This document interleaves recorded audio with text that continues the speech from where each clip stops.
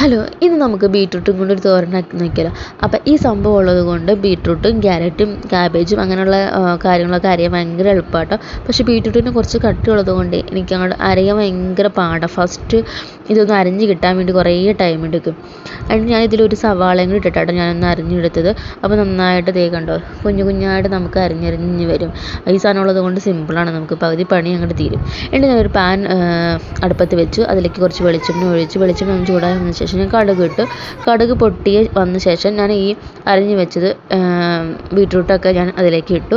എന്നിട്ട് കുറച്ച് മഞ്ഞൾപ്പൊടിയും കുറച്ച് മുളക് പൊടിയും ആവശ്യത്തിന് ഉപ്പും കുറച്ച് കറിവേപ്പിലയും കൂടി ഇട്ടിട്ട് നന്നായിട്ട് ഒന്ന് വഴറ്റിയെടുത്തു. എന്നിട്ട് പകുതി വെന്ത് വന്ന ശേഷം ഞാൻ 2 മുട്ട അതിലേക്ക് ഞാൻ പൊട്ടിച്ചൊഴിച്ചു കേട്ടോ. അപ്പോൾ ഞാൻ ആദ്യമായിട്ട് അങ്ങനെ ഉണ്ടാക്കി നോക്കണം. ഞാനൊരു യൂട്യൂബ് ചാനലിൽ കണ്ടിട്ട് ഞാൻ അങ്ങനെ ഉണ്ടാക്കി നോക്കി കേട്ടോ.